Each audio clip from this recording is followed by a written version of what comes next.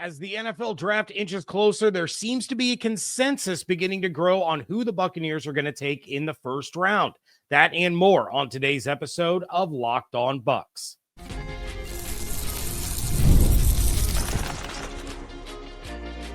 You are Locked On Buccaneers, your daily Tampa Bay Buccaneers podcast. Part of the Locked On Podcast Network, your team every day. What's up, and welcome into this episode of Locked On Bucs, your daily podcast covering the Tampa Bay Buccaneers, part of the Locked On Podcast Network, your team every day. I want to thank you for making Locked On Bucs your first listener view every day. Don't forget you can subscribe or follow for free on YouTube or wherever you get your podcasts. And of course, you can follow along on Twitter.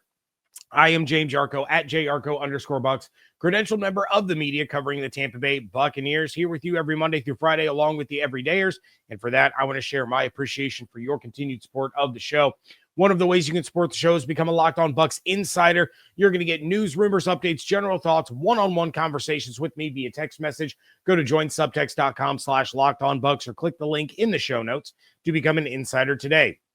Today's episode is brought to you by the all-new 2025 Nissan Armada. Stay tuned for the Armada Player of the Week later in this show. It is a mock draft Monday, so I'm going to be bringing you one of those later on in the show, as well as reacting to a 7-round mock draft from the folks over at Pro Football Network. But let's start with what these mock drafts are beginning to show, and that is a growing consensus as to who the Buccaneers are going to take. Now, Mock Draft Database, who I've talked about on this show a few times, compiles all the mock drafts to get released to look for trends from people doing these mock drafts, these different draft analysts, experts, so on and so forth, to try and get a gauge on who is going to what team in the first round. Now, for the Bucs, they've had a few different consensus picks over the course of the offseason. Shamar Stewart was there before free agency began.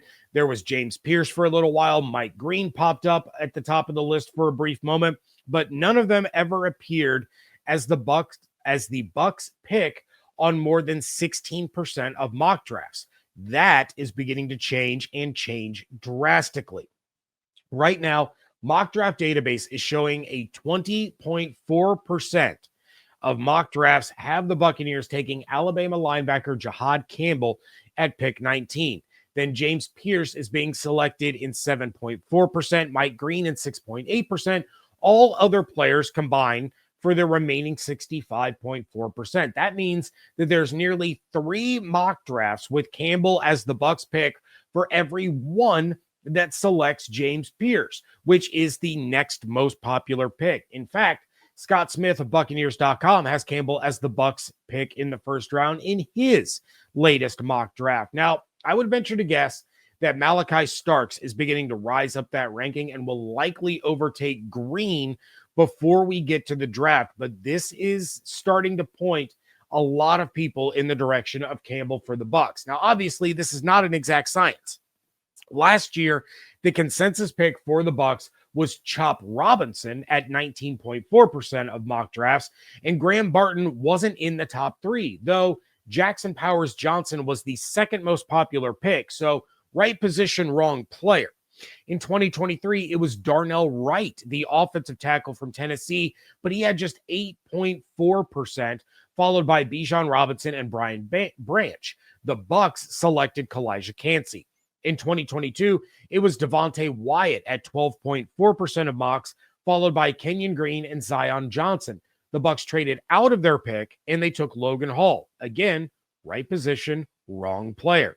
2021, it was Christian Barrymore at 16.7%, followed by Travis Etienne and Jason Owe.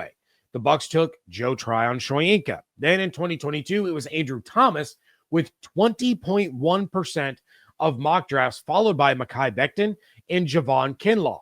The Bucs drafted Tristan Wirfs. Again, right position, wrong player. Here's the thing. It seems like for a while, everyone had a feel for what Jason Licht was going to do in the first round, and more often than not, they were right. Lately, they've been on the right track, but not with the right player. This is a year where I don't think anyone actually has a read on what the Bucs are going to be able to do. They have so many different avenues that they can go down based on who falls to them and so many different positions that they can address that I think a lot of these mocks are just giving them the best defensive player available when it comes to the Bucs pick at 19. And that's fine. That's really what the Bucs should probably do.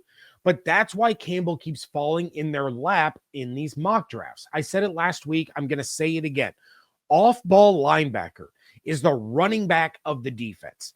Teams don't value the position very high in the draft, which is crazy to me when you look across the league and see how many inside linebackers and how many running backs dictate games, but they are not viewed as first-round positions. Now, you've started to have a resurgence in running backs with some taken in the first round over the last few years, but it's typically only one, if any at all.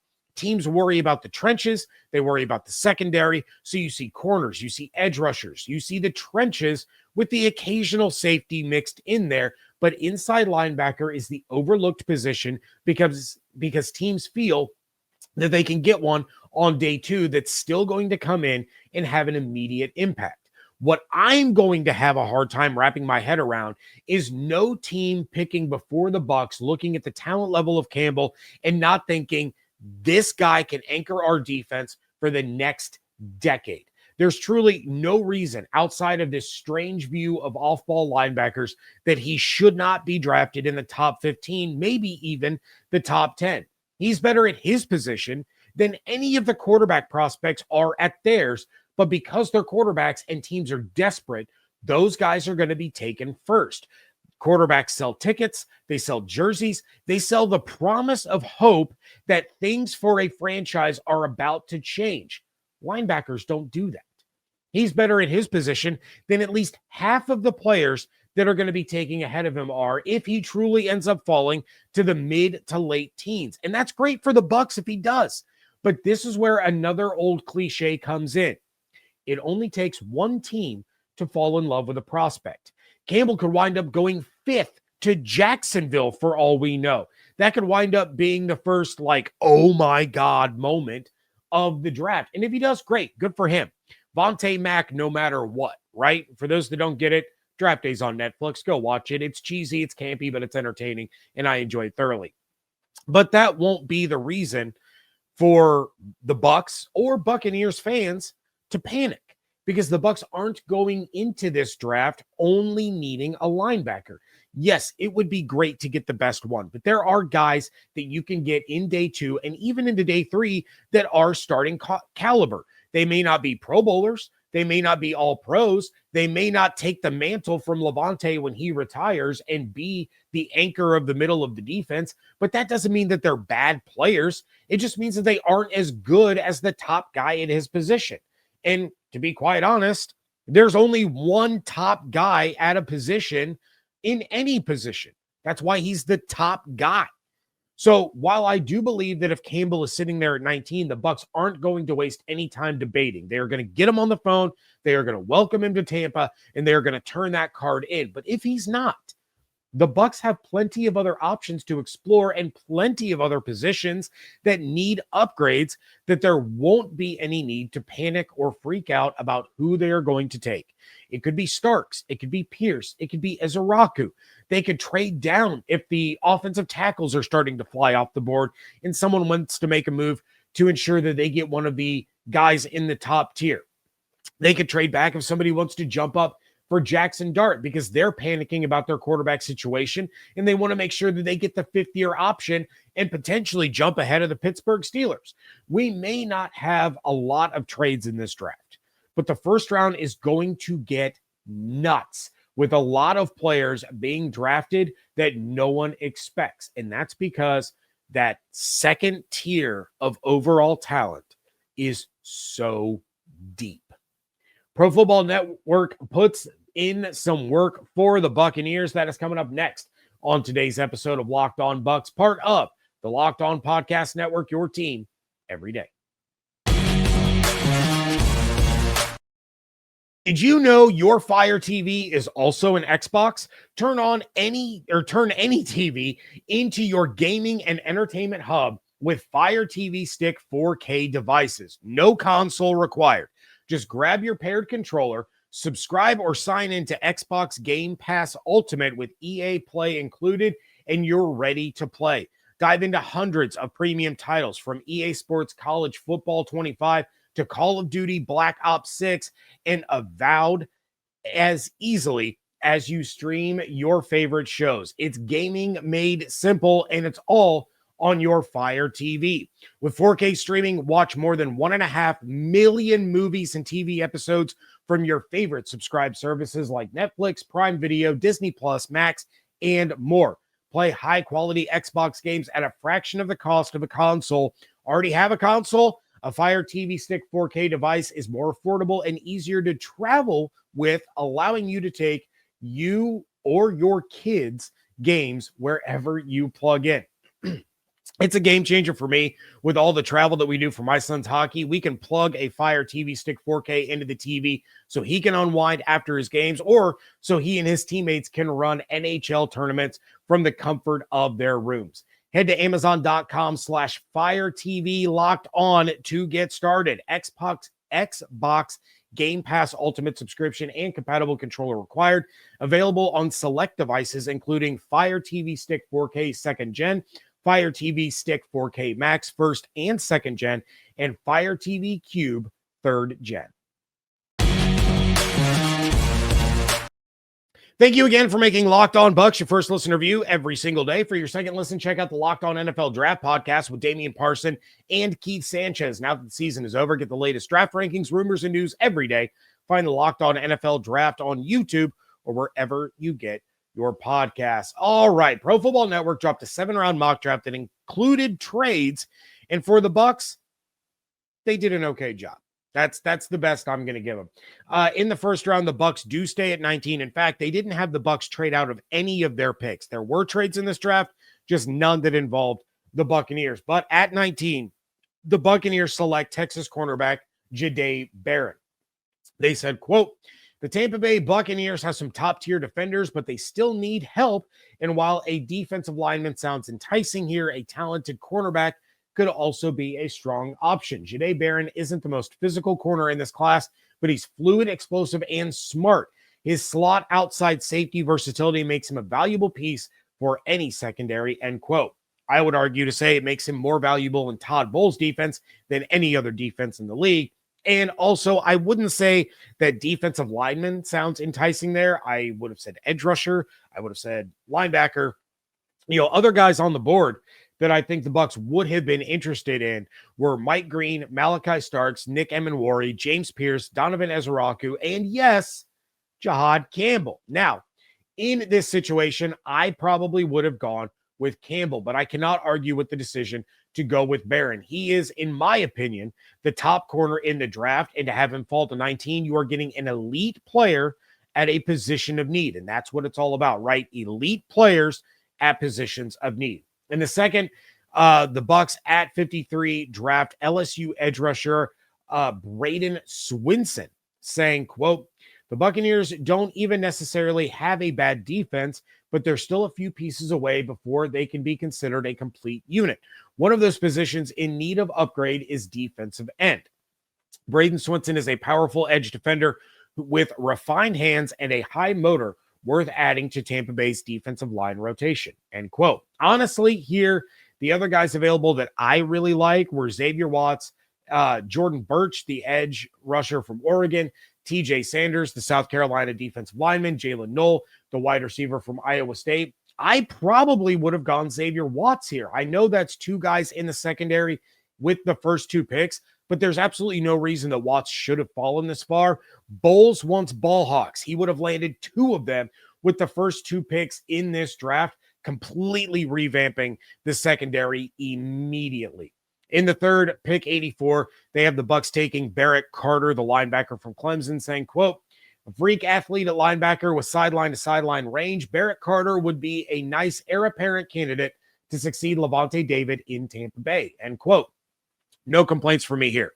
Not a lot of guys that were available that I would have taken over Carter, given how the draft has gone so far. Maybe Kevin Winston Jr., the safety from Penn State, Josiah Stewart, the edge rusher from Michigan, wide receiver Savion Williams was there, but I love the pick of Barrett Carter. I'm not going to fuss about that at all.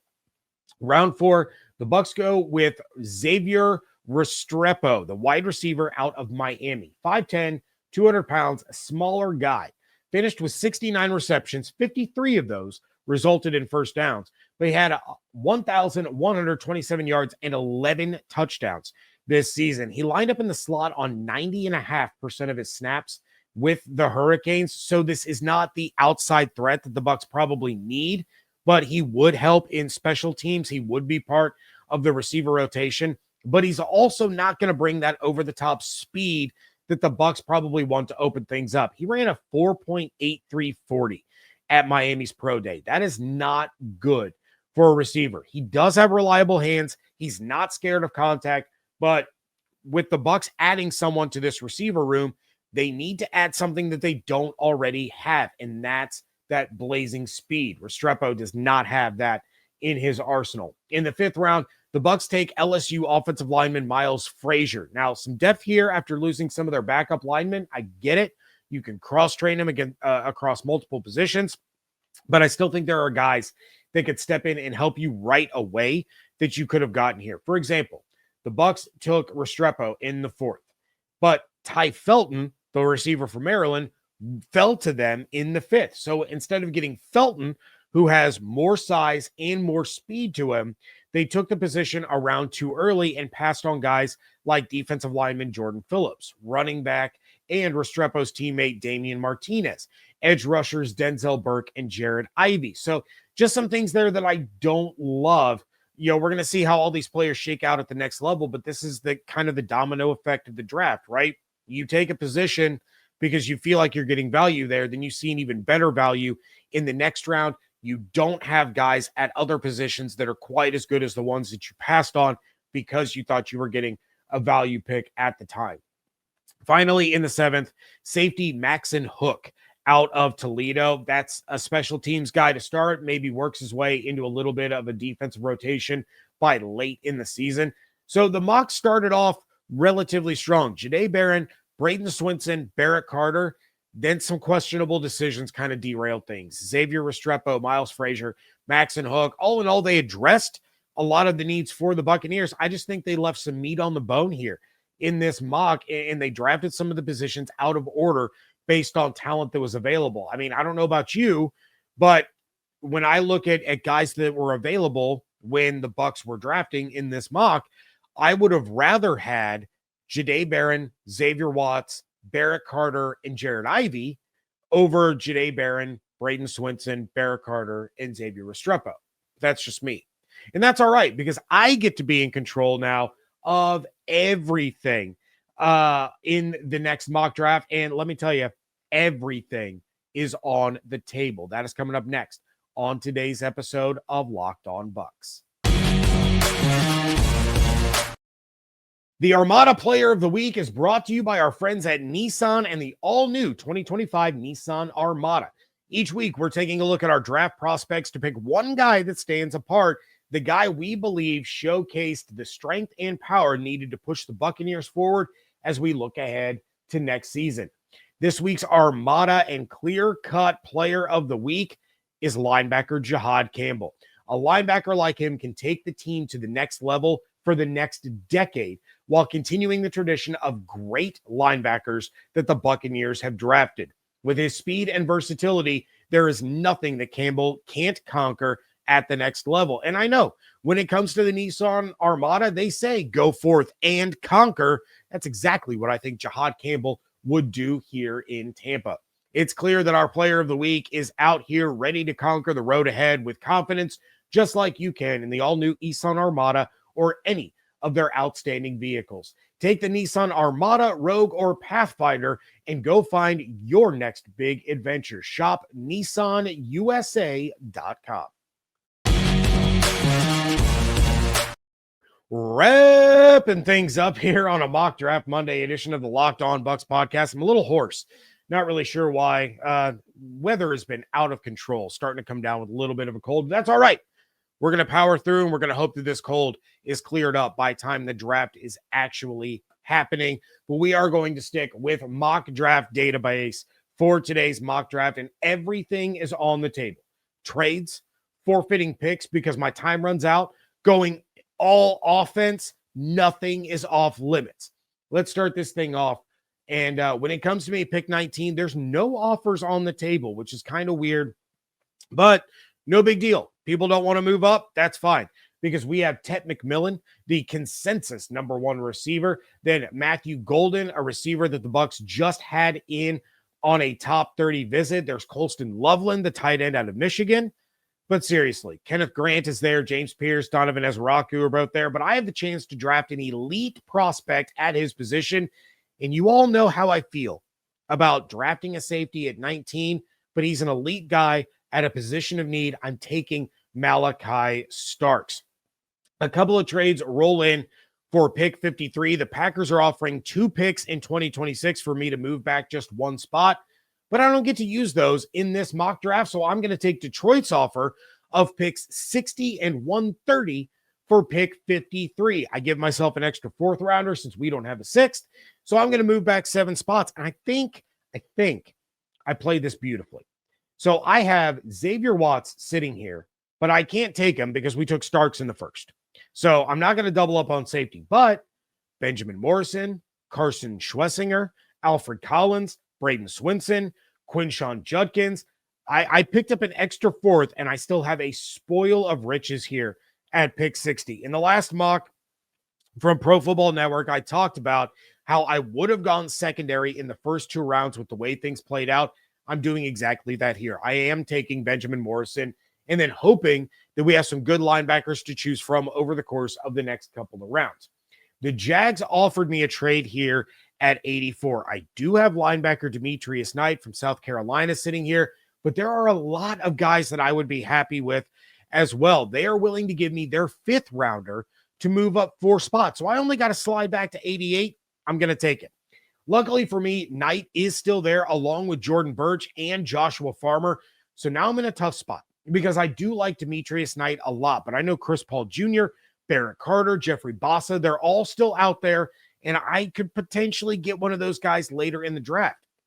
As far as edge rushers, there's Jordan Birch sitting right here, then Kyle Kennard, Jared Ivey, Savion Jones. Honestly, the gap between Birch and the next best edge guy is a little bit wider than Knight and the next best linebacker. So I'm going to address the edge. I'm going to add another guy to the rotation, taking Oregon Duck edge rusher Jordan Birch. At 121, Kyle Kennard falls in my lap, but so does Kyle Washington, the receiver from Washington State. Kyle Williams, not Kyle Washington. Kyle Williams, the receiver from Washington State. I'm on the clock again at 130 and again at 142. So I know I still have some good linebackers coming up that I can take. No receivers nearly as good as Williams. I'm getting Baker Mayfield a weapon right here. And just like that, comes to me at pick 130. I have Chris Paul Jr. sitting there. Plug and play guy to line up next to Levante. Love that for the defense. Boom. That is my pick. So now I have pick 142. I'm back on the clock again at 157. So I kind of can do whatever I want right here because I'm right back on the clock in 15 more picks.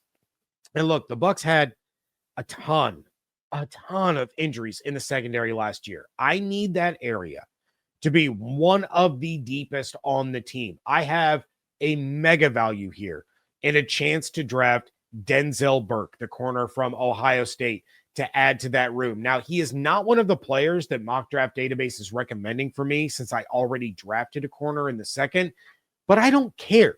I'm going to take the hit on my draft grade to add more depth at that position. Now I need to round out the running back room at pick 157. Damian Martinez from the U falls in my lap. I'm not passing that up. Incredible value to pick up another running back there. And then it's a long way to 235. At this point, it's about depth. It's about special teams. Honestly, it's pretty much best player available if you know that you can use them for something on a regular basis. So Ohio State defensive lineman Ty Hamilton and Ohio State linebacker Cody Simon are there. Wisconsin safety Hunter Wohler is there. Boston College interior offensive lineman Drew Kendall is there. It's all about the trenches. And I like what the Bucs have on the offensive side more than I like what they have on the defensive side in terms of depth. I need another guy in that rotation. So yes, I'm taking another stinking Buckeye, but Ty Hamilton is going to be a really, really nice rotational piece for this defensive front. So to recap, I got safety Malachi Starks at 19, cornerback Benjamin Morrison at 60, edge rusher Jordan Birch at 88, wide receiver Kyle Williams at 121, linebacker Chris Paul Jr. at 130, cornerback Denzel Burke at 142, running back Damian Martinez at 157, and then defensive lineman Ty Hamilton at 235. For the record, they gave me an A for the selection of Malachi Starks at 19. They did ding me and gave me a B+ for Burke, but every other pick that I made in this mock was graded as an A+.